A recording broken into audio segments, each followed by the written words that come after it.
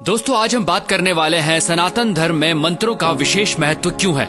आखिर मंत्र क्यों बनाए गए, ये मंत्र हैं क्या, किसने बनाए, एक मंत्र को उसके सही उच्चारण के साथ ही क्यों बोलना चाहिए।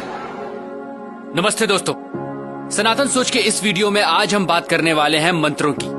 देखिए, सबसे पहले तो मंत्र का शाब्दिक अर्थ जानने की जरूरत है। ऐसी ध्वनि जो आपको मेंटल पीस दे, आपके मन को शांत करे, वो ही मंत्र है। हमारे शास्त्रों में कहा गया है मना तार्यति इति मंत्र, यानी मन को तारने वाली ध्वनि ही मंत्र है। दोस्तों, सनातन धर्म में मंत्र जपना हजारों सालों से चला आ रहा है। वो ऋग्वेद के तीसरे मंडला के 62 सूक्त का गायत्री मंत्र हो, जो ऐसी वाइब्रेशंस पैदा करता है कि इंसान के साथ साथ सभी पेड़ पौधों और जानवरों के लिए भी लाभदायक है। या ऋग्वेद के ही 7वें मंडला के 59 सूक्त का महामृत्युंजय मंत्र, जिसे मृत्यु को जीतने वाला मंत्र भी कहा जाता है।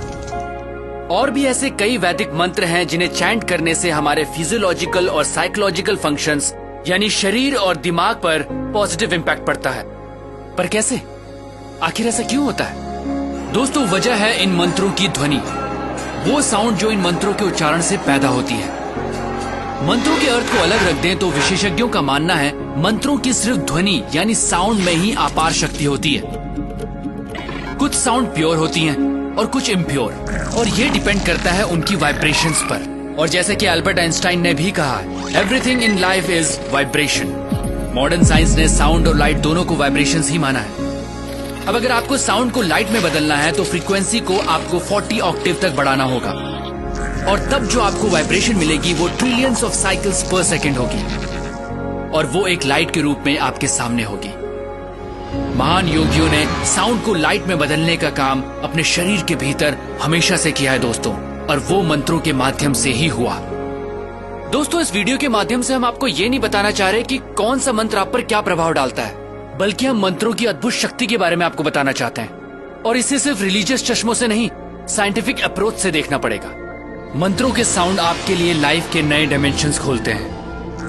ये ऐसी साइंस है जिसमें आप साउंड की मदद से अपने आसपास और अपने अंदर एक खास एटमॉस्फेयर बनाते हैं, जिससे आपका माइंड एक्टिवेट होता है। लगातार मंत्रों की चैंटिंग से न सिर्फ फोकस बेटर होता है, बल्कि मेमोरी और अटेंशन भी बढ़ता है, क्योंकि मंत्र आपके ब्रेन सेल्स एक्टिवेट करने में हेल्पफुल साबित होते हैं। अगर मंत्रों को सही उच्चारण, सही फ्रीक्वेंसी के साथ बोला जाता है तो न सिर्फ ब्रेन को प्रॉपर ऑक्सीजन पहुंचती है, बल्कि ब्लड प्रेशर भी कंट्रोल में आ सकता है।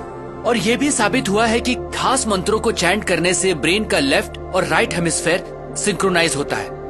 आम की बात करें तो इसे ओरिजिनल साउंड ऑफ क्रिएशन भी कहा जाता है। ऐसा माना जाता है कि हजारों साल पहले जब ध्यान लगाने वाले तपस्वियों और ऋषियों ने गहरी ध्यान की प्रक्रिया के दौरान जो साउंड सुनी थी वो आम की ही थी। और फिर आम तो सनातन धर्म का प्रतीक ही बन गया, क्योंकि सनातन धर्म में इंसान हमेशा से तपस्या और ध्यान लगाकर स्वयं की उत्पत्ति और अंत की खोज में अपना जीवन जीता आया है। दोस्तों, आपने कई योगियों और तपस्वियों को सिर्फ हमिंग पे मेडिटेशन करते देखा होगा, वही हमिंग साउंड जो आम बोलते समय सबसे आखिर में निकलती है।